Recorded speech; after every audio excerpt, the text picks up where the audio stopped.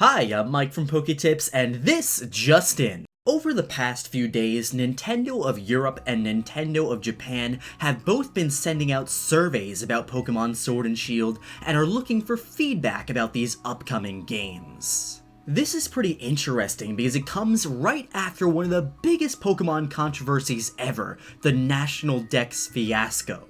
Now, before we get all excited and say, yay, they're listening about the National Dex and they're gonna fix it, neither of these surveys have any questions that directly ask you about your opinions on the National Pokédex and not all Pokemon being transferable into Sword and Shield. However, on these surveys, there are a few spots where you can voice your opinion about that, so it is a start. So first, let's take a look at the European survey. In Europe, the survey seems to be sent to Nintendo users who opted in for promotional emails from their My Nintendo account.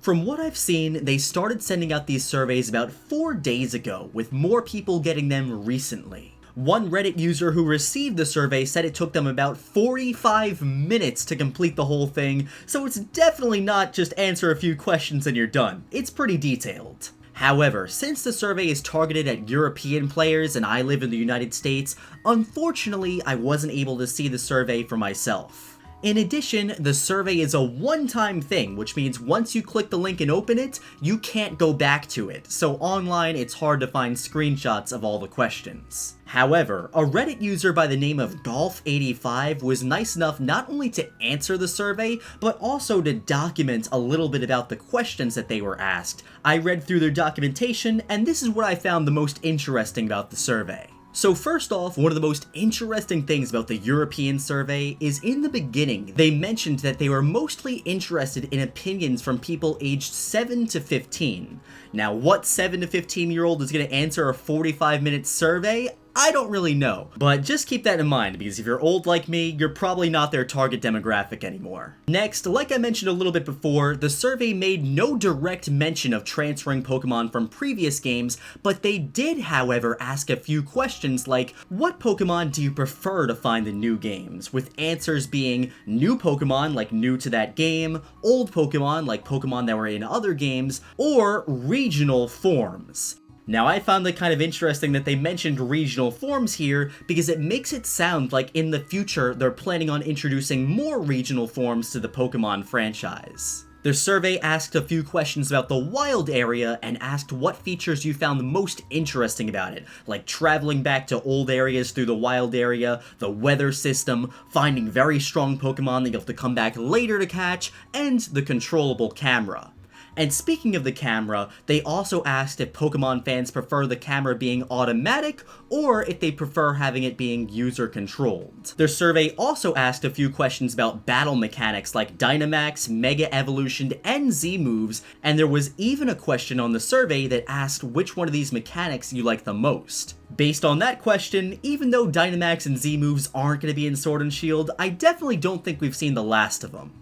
And finally, it seemed like there was a question on the survey that asked, what do you like the least about Pokemon Sword and Shield? And with this, instead of being multiple choice like all the other questions, you really could just type in a full response and let Nintendo know exactly what you don't like. And that's basically what I found the most interesting about the European survey. I skipped most of the fluff questions like your age, how long you've been playing Pokemon, that type of stuff, because it's not really that interesting.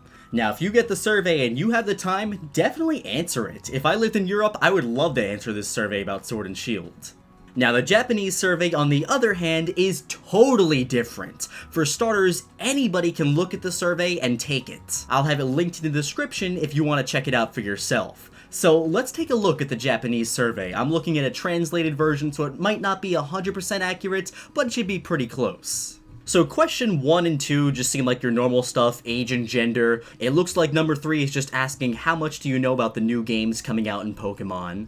Number 4 is telling you to select all the information that you're interested in about Sword and Shield, like the story, Dynamax, wild area, max raid battles, the new Pokemon, characters, etc. And it looks like a multiple choice thing where you can select many answers. Question number 5 is just asking which starter Pokemon you're gonna choose, and if you're not choosing Scorbunny, you're doing it wrong, sorry. Then question number 6 just shows off all the Pokemon that have been officially revealed minus the one in the demos, and then asks you to select all the Pokemon that you like. Question number 7 is asking you which game you're gonna buy, Pokemon Sword, Pokemon Shield, both or neither. Question number 8 asks you where you get your Pokemon news, and a few options include the Pokemon Sword and Shield website, Nintendo's website, Pokemon's Twitter, and there's also an option at the bottom where you can just type in other news sources, like PokeTips. Question 9 says, please tell us what kind of information you'd like to know about Pokemon Sword and Shield from now on, and lets you type in any response that you want. Question 10 is kind of interesting. It says, please tell us what your intentions are to purchase Pokemon Sword and Shield.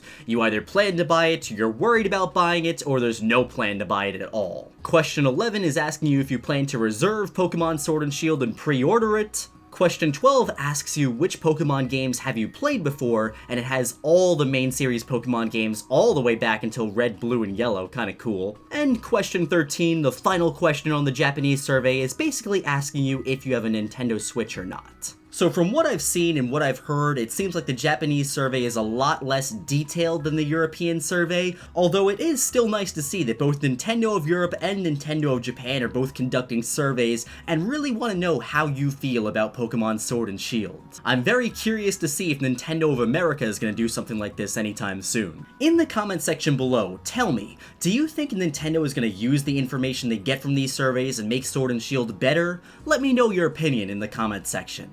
As always, my friends, thank you so much for watching the video. If you enjoyed it, give it a thumbs up, and my friends, I'll be seeing you in the next one.